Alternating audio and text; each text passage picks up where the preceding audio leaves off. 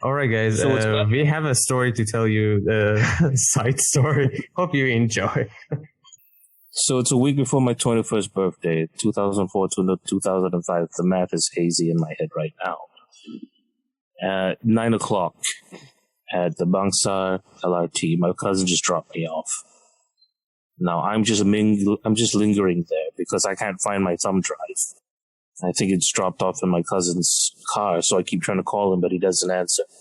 So I'm just there, and while I'm waiting for this phone call, I hear a lady scream at the top of her lungs, and there's this young boy, right, very frail, very effeminate, getting roughed up by two dudes in office clothes and helmets, right, and I'm looking at him, and the lady, this is middle-aged Chinese lady, she's just screaming, but she can't intervene because she's afraid. Now, I'm 3 months out of knee surgery. I got my ACL reconstructed, so I'm not very quick on my feet, but I kick the sandals off of my shoes. I kick the sandals off of my feet. I drop my laptop, and I just start sprinting to one of them because I figured either this is a mugging or a hate crime, but it's not happening on my watch, right? So I start sprinting full speed at one of these dudes, and one of them tells me to back off. And in my head, I'm thinking, if I rock his head hard enough, it'll snap his neck. So I punch him in the helmet and try and rough up the other dude. Then the other one's got to me and then wrestled this dude to the floor. This other dude, then, he roughs up the kid with his knapsack. They slash his arm and they run off with the knapsack. Then they run in two opposite directions. When I grapple with the other dude, I toppled over the motorcycle, which they came on. So that's why they left on foot, because I guess I broke the motorcycle. They got away with the knapsack. Okay, so this kid had a 7-Eleven uniform on us. He was a 7-Eleven manager. And it would seem that in the knapsack was the weekend's take. Because the 7-Eleven doesn't have an armored car, or they don't have a safety box, or they transfer money to the bank. They just give the money to this kid and tell him to deposit it in the bank. Right? So they get away with the money. And at that point, I'm kind of pissed off because it's like, no one came to help. No one came to help. There's a lady screaming. One of the bystanders eventually runs over and roughs me up because it's like they think I'm involved somehow. But 5 seconds later, he realizes that I was fighting off muggers. And then another person is coming there and saying, I saw what happened. You should probably get to a hospital. I'm like, why? I feel fine. I said, no, you should probably get to a hospital because you got to make a police report, number one. And number two, you've been stabbed. And I'm touching my shirt, and it's sticky, but I think it's sweat. I'm bleeding a little bit, but it doesn't feel like anything. It doesn't feel good. I'm fine. It's fine. But now it's starting to bleed a lot. And, okay, I guess let's go to a bigger hospital so that I can file a police report while I'm there. Then this dude called Mr. Arman, who maintains the plasma TV screens that show the schedule of the LRT, he comes down and he volunteers to send me over. Right. And the dude who was getting mugged, I think he's following. I don't know if he followed. I can't remember. All I remember is that I'm now bleeding in his seats, and I'm getting these seats wet with my blood, and I'm apologizing profusely to this man because I'm messing up. I'm so sorry. I'm so sorry I'm bleeding into your seats. This is really awkward. I'll pay for the bill. And then he's like, what the hell is wrong with you?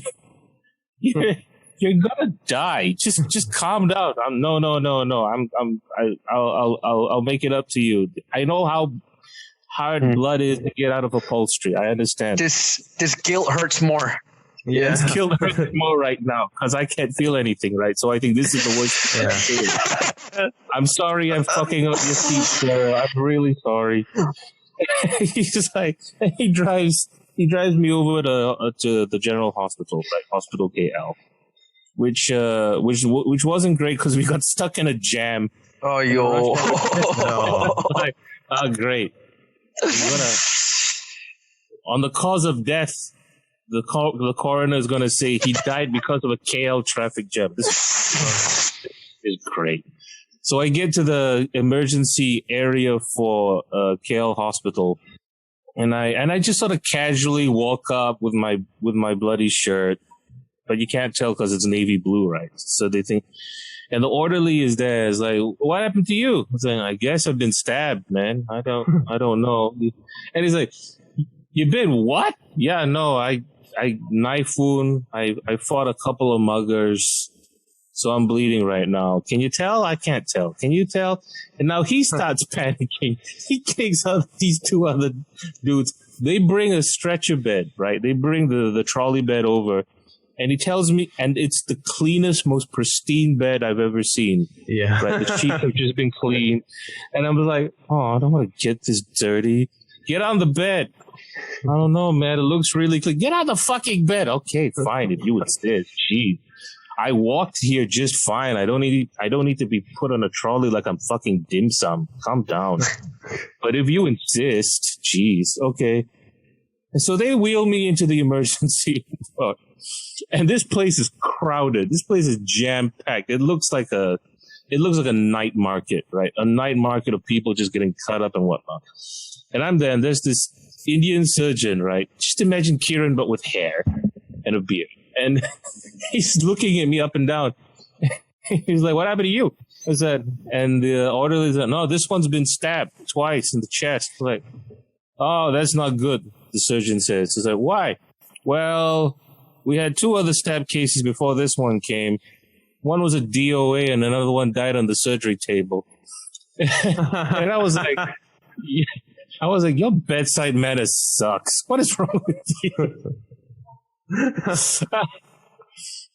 So I'm waiting around. I'm bleeding really badly, right? But I'm like, but I don't feel it. I'm just bored, and my shoulder starts to ache, right? But it's like I'm just chilling, just blood. It's pretty chill. Tell me they really put a bandage on you or something. They put a bandage. They put a bunch of bandages on me, but it's not doing anything because I'm leaking blood. They put the Band-Aid on his mouth. Stop fucking whistling. It's really... Rizman, your microphone's fucked up. Oh, sorry. Yeah, his mic's peaked. and then the doctor is about like, okay, so now they're going to prep me for exploratory procedures, right? So they start snipping off the shirt with the scissors. And that's my favorite shirt. I want it back. Okay, fine, whatever. I got the shirt back, but I don't know what happened to it. Still bloody. And the doctor is asking me, are you allergic to anything? And I said, yeah, knives. And, everybody stops for a second. Did he just make a bit? And the doctor looks at me, and I can see the look on his face, and it's that face of, oh, you're gonna be one of those assholes. Okay, fine. Okay, fine, whatever. Sorry for trying to line up the mood. Yeah. One of the nurses is chuckling and says, this bastard. And it's so funny. He had this deadpan look on his face. You're doing a bit, really, now? It's like, no, I'm not really allergic to anything. I'm just, you lose a lot of blood, you lose your inhibitions. That's how it works. It's like being drunk. And I eventually, they seat me over, but it turns out none of the surgery rooms are available. Oh. They can't do exploratory surgery. They can patch me up. In total, I had to wait like 5 hours for a surgery room to clear up. And when it did clear up, it wasn't even the emergency surgery room. It was for neurosurgery. So the first operating room that they put me in. But I'm still waiting, right? So while I'm still waiting, I'm so bored. So I start paddling my legs, and I'm like, I just kept bugging the nurse. Nurse, I'm really bored. Do you have like a crossword puzzle? It's a like TV. a coloring book? Yeah, like a Sudoku or something. I don't have anything to do. Just give me something, man. And I'm just waiting there.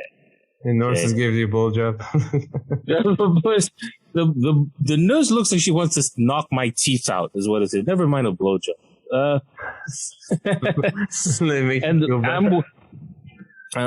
wish. Would have been a great way to celebrate my 21st birthday. And as I'm waiting, a gaggle, like a dozen medical students, show up with their lecturer, with their professor, right? And he's like, "Now take a look. This is a stabbing victim. You're not going to see these very often, and he might not be around for much longer. So take a look." And they're holding their little textbooks, their revision books, and they're just going, "Ooh, stab." I feel like a Thanksgiving turkey, right? I just so this is what one of those medical cadavers feels like, but this one is still alive. This is pretty cool. And they stop. They realize I'm losing a lot of blood, so they have to put blood in me as it's coming out, right? So in total, so they can't patch me up, so they have to keep putting blood into me as I'm leaking. And there's 2 stab wounds, so I'm bleeding quite profusely. But they don't understand why I'm still alive. Which part of your body did they stab? Armpit and right armpit and left shoulder. Right armpit, left shoulder. Oh, all right, okay. You got lucky. Well, the right armpit is the more fatal one, but if it was your left armpit, you would have been fucked. Oh no! See, I'll explain later. So they start prepping me for. So another surgeon comes up, and he's like the fun surgeon. So it's like, "Don't worry, son. We're gonna turn you into Malaysia's next male model." He pulls out a razor and starts shaving my chest because he's got to prep me for surgery. So he's doing a bit now. Okay. And the other doctor is asking me, "Hey, do you want to call your parents to tell you where you are?" I'm like, "I don't know, I guess. Here's my phone." So I tell him my mom's number, but I keep getting it wrong, and I don't know I'm getting it wrong. And he keeps calling, and he said, "Your mom's not even answering. What, does she want you to die? Did you hate your mom? Does your mom hate you? Does she not give a shit? I don't know, man. But are you sure this is the number?" And then I think, "No, wait, sorry, I got the number wrong." And then he starts yelling, "You stupid idiot, don't get your old mom's number wrong. What the hell is the matter with you?" And I tell him, "No, you know what? It's fine. Just don't be angry. Just take the phone. Take the phone and make as many calls as you want. I'm fine." And then he looks at me and he goes, "Son, I work for a hospital. I can make as many free calls as I want." And he smiles and he winks and he walks away.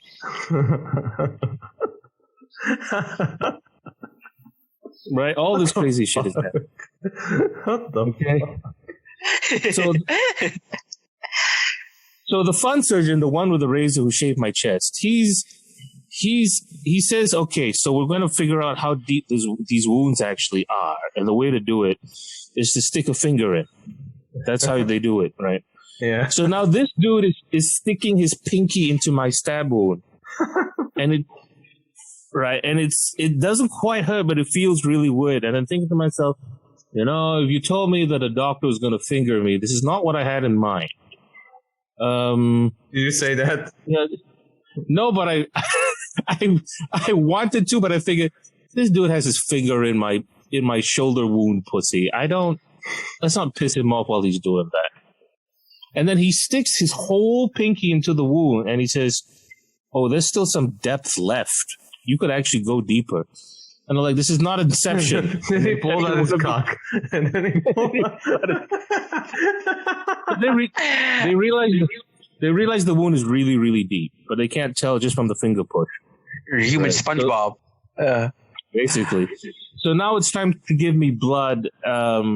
Somewhere along the lines, they give me blood. One of the doctors show up with blood bags. They have to pull me out of my clothes. And I'm like, "Don't look." And they pull me out of my clothes and and then shift me to another bed and they put the overall, the robe over me. And I'm telling them, "Hey, don't look at my junk. What's wrong with you? I just pull my pants. Don't look at my junk." And the nurses are like, "Boy, we're nurses. We've seen so many junks before, and yours isn't quite that spectacular, so calm down, okay?"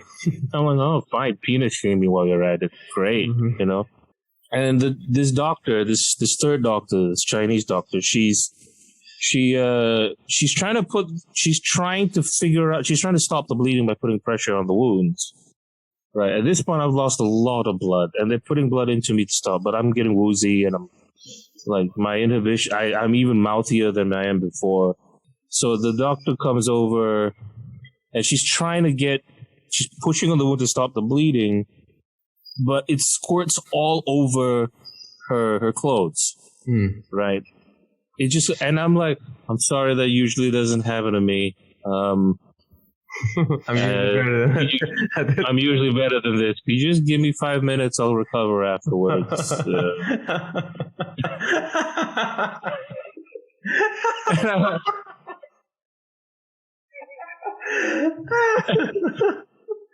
And then I'm turning, so I'm like, so you're really cute. Like, what's a nice doctor like you doing in a place like this? Do you come here often? We should hang out sometime, you and me. And she's just rolling her eyes, just like, oh, this asshole. It's just putting. I'm having a lot of fun, honestly.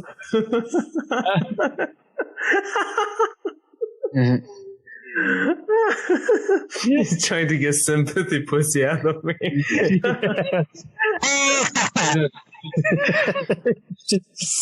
Oh my goodness. And what else happened? Yeah, no, so finally my family, my extended family shows up. The whole damn clan shows up. And Mr. Arman, who has been waiting there, the guy who drove me there, was like, oh shit, this dude actually has a whole ass family in KL. I thought he was just alone, vulnerable and shit. And dude, he didn't have anybody. Turns out he's got family, right? And, my late uncle Evis, he was there, and he was usually a huge prick. Like, he would be the first one to yell at you at the family reunion because you were not smart enough to answer his highly academic questions. But today he was like, who did this to you? Who did this to you? I'll kill him. Who did this to you? I'm like, calm down, Uncle Evis. They got away. It's fine. It's fine.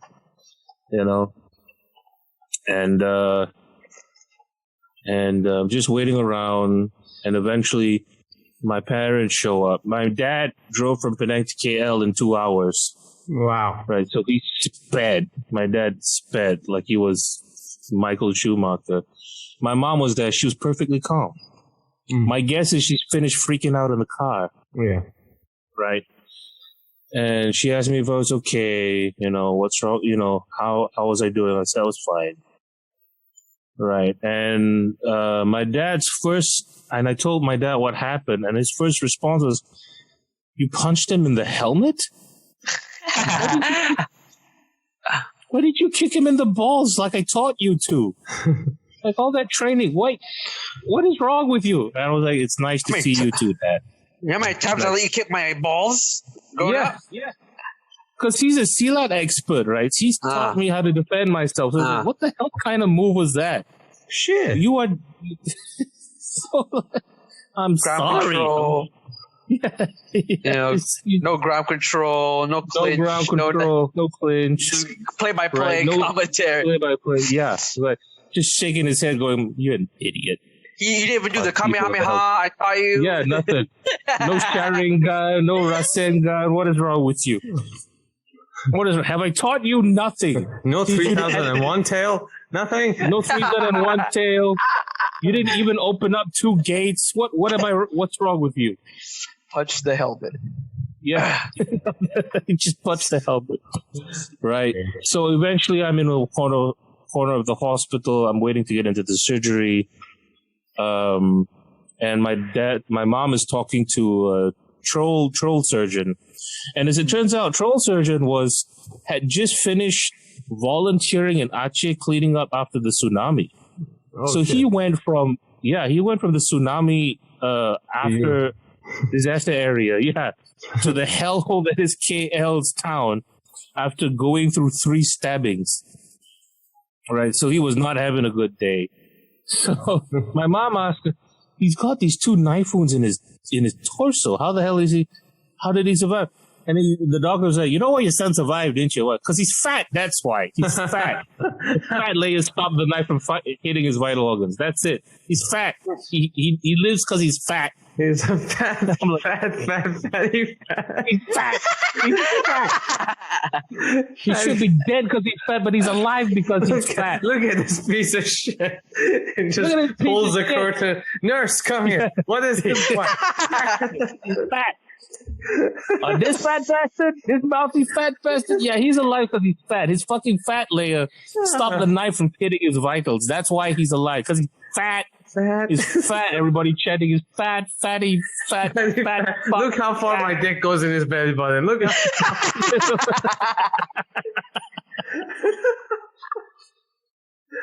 So eventually they wheel me into surgery. They knock me out. I wake up. My throat hurts like crazy because the doctor's probably stuck his dick down there. I don't know. Just to see how deep it goes, just to see how deep it goes. Well, I feel like you motherfucker. I feel like you said that because you felt like I was gonna say that. Yeah, no, definitely. You felt like I figured out the rhythm at this point. Yeah. Like, hey, my throat goes because the doctor put his cock in. They had to put a tube down my throat because I couldn't breathe. Apparently, the tube was made of meat. Who would have thought? And giving you the elixir of life. Give me the elixir of life. So I wake up, right? I'm groggy, and they've stitched me up, and my mom was there, and she was like, "I'm really proud of what you did, but don't ever do this again, you idiot." It's a very brave but stupid thing you did, trying to help this dude, And I woke up and said, "So what did they find out?" Well, they found out that you were stabbed by an Indonesian hunting knife. It's like a Rambo knife, but without the teeth. So that was one of the things that saved you. Right. Because they found the knife on the crime scene. So that's probably what they used to stab you. And then it's, okay, so you should know that the first wound was like 12 centimeters long. Mm-hmm. It was 12 centimeters deep. Mm-hmm. Right. And the other one was 9 centimeters deep. The one in your armpit missed your lungs by 1 centimeter. And the one in your shoulder missed your aorta by 1 centimeter. You got this close to dying. You got a centimeter away from dying. And the doctor said if it wasn't for your fat layer, you would have been fat. It's because you're fat. You fat fuck. You live because you're fat. Oh, that was so funny. All right, so you killed me, man. It was just, that makes 2 of us. This nearly killed me. Fuck. I'm still laughing at the fact that he did a joke on himself because he knew I was gonna. He did a preemptive. You got predictable. You got predictable. That's why. Yeah. You can't kill me if I kill myself first. There you go. Yeah. My throat was itching here, probably because somebody put a dick in my mouth. So Raqib, is your uncle still in Indonesia? Just trying to find the guy who did it to you. He's like tracking down the serial number on the knife. Nah, he wasn't tracked down. He wasn't found. No. They couldn't find. They never found the crooks. So it turns out the knapsack had like 28,000 ringgit in it. Oh shit. Yeah, a lot of money. And while I was in the hospital bleeding, somebody from 7-Eleven gave me 1,005, just hush money. And I'm like, okay, I'll take this money. Hush money. Oh shit. Yeah. They gave me hush money. So I'm like, I didn't know it was hush money at the time, but it was like, after about free money? Oh. Wait, okay, so hush money. What does that mean? So the whole thing was staged. No. It just means that don't make they this decided a case. because I never sued 7-Eleven or whatever. Yeah, don't go to the court. I didn't think they did anything wrong, but it's careless, Give it to put it in a knapsack. Give it to a kid who is barely making $1 an hour. 28,000 ringgit, and the fucking Slurpee machine still fucking broken. Fuck you, 7-Eleven. I never fucking supporting your business. You almost killed my friend. You piece of shit. Fucking cunt. I'm a minute man myself. I'm a minute man. Wow. So, yeah, it's weird. But then here's the thing. They discharged me after a day because there was so little like life-threatening damage. So a day after I'm out, just waltzing, but my shoulder's fucked up, right? Because there's some permanent nerve damage in my shoulder. And it still hurts to this day. Oh shit. Yeah, it still hurts to this day. Because it missed all my vital organs, but there's some permanent nerve damage there, and and tissue muscle damage as well. You should eat some limeade. That's my favorite mushroom. Limeade mushroom, yeah. It helps with the I love nerve regeneration. That is my favorite mushroom, though. I should get some. It's a pretty one. Tastiest thing I've ever eaten. Yeah. Other than that doctor's dick. Anyway, so yeah, they discharged me the day after, and I healed up really quick. Even though the wounds were really huge. So that was pretty good. But then it got weird. Like I got invited to like an anti-crime event, right? Because of the story, and then a whole bunch of other. Like there was a lady there in this huge formal dinner thing in like a convention area. One of the ladies had lost her husband to a mugging. Another one was a survivor. We're all there. And there was like a martial arts exhibition for self-defense and shit. And then my distant cousin was the organizer, right?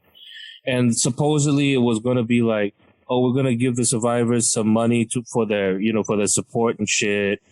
But then the organizer calls me up and then says, I'm no longer working for this company. So if you're looking for the money, just, ask somebody else. And then months later, I found out that whole thing was a scam. Awesome. Like the organizer ran off with the money. Yeah. Oh my God. That was weird. I was a part of that. Yeah. And then there was like an award ceremony at my university. Right. I got like a bravery award, but then it got weird because during the award, when they were having the press conference, when they were having the conference, one dude just stood up and said, because they were having general questions about the university, right? Because apparently I made the university look good for what I did. One of this old dude in the batishan and the so-called stood up and said, so I have a general question for the rector of the university. It's an Islamic university, but we still accept non-Muslim students because that's part of our policy. So I was wondering, I would like to see fewer non-Muslims in the university. Ooh, I want to see. Yeah, I was like, the fuck, you're making my award ceremony into a racial issue now, you asshole.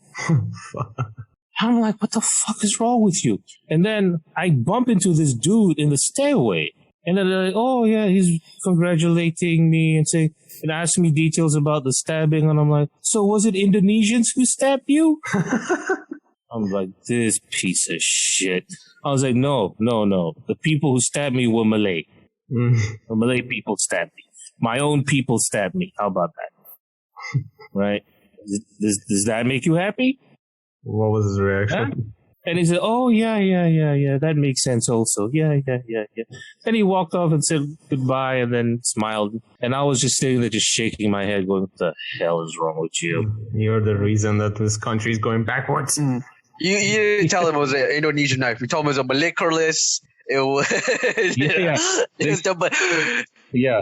There was a dude in a songpo and a batik shirt. He pulled out a Chris. He thought I was an Indian.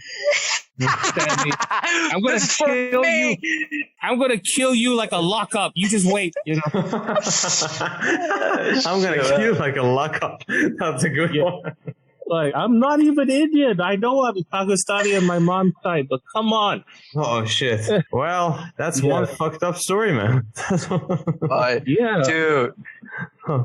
Some girl who hears his, please suck his dick. This man's a fucking hero. Yeah, if you're a girl out there of a female gender, relatively good looking, please give this hero a well-deserved blowjob he never got for Please. this. Please. Yes. Please. Do it for humanity. Please be my Batman to. Please be the Batman to my Catwoman, please. Yeah. There's no judgment. There's nothing. We're actually cheering you on. You're doing a service. Thank you. This man's a hero. Thank you for your service, Raqib. You made for one day in Malaysia, you made it safer for a human being. You're a hero, buddy. Oh, it actually picked up. So after this happened, for a few months afterwards, you actually had people sort of jumping muggers. After this happened, you had like probably started to rise up and like. It was probably Malay people thinking like it was an Indonesian who jumped on, so they want to like make it right. We do it too. We do it too. It was like a group of Chinese kids who were like, "Yeah, we can all be Batman," and then they hit this mugger with like shit because it was a huge problem in the mid 2000s. Shit, the muggings on the street. Yeah. So there was a case. There was a case in 2014, 2013 in Asia Jaya's. There was a guy who used to stab. There was a few cases of stabbing. This guy would just randomly stab people who run. In Asia Jaya LRT, Asia Jaya Taman Jaya and the Kelana Jaya LRT used to. Yeah, so people were really on the edge when they were, because I used to go to those LRT stations. So there was like people a bit on the edge going around that area because this guy, nobody knew who he was. He would just like walk by you and suddenly just stab you and run. Like, okay. What's funny is that I still go to the area where I've been stabbed. Yeah. Like I buy my groceries near that area now. It's like, I still go there. I'm not spooked. So they did a newspaper interview. And it's like, and they asked me, would you do it again? I was like, yeah, I'm doing it again. Yeah. Look at me. Do I now I have a reason. Common sense? Now I have a reason to maintain my fat layer. It's my armor. I think we've established that I'm stab-proof at this point. So why not? You have to dig really deep to get to the organs. Yeah. Dog. They're just stabbing me over and over again. Get a samurai sword or something. Get a knight sword from what's it called? Aragon's sword. Rizman. What? Dog, if you had died, they would have named that street Raqib Street. Raqib Street. Raqib. They would have named a Slurpee after you, dog. They would Nasi Raqib. You would have been called the street Stabby Arbuckle. Yeah.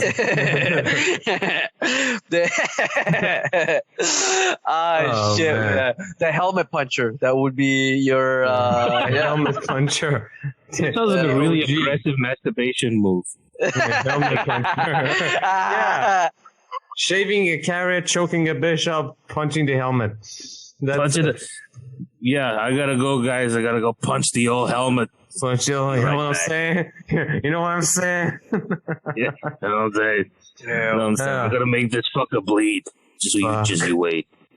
Shit. Yeah. Well, hope you guys enjoyed the story. Yeah. Enjoy the stabbing, fuckers. And suck his dick, please. Yeah, please. Suck his dick. SOS, blowjob needed.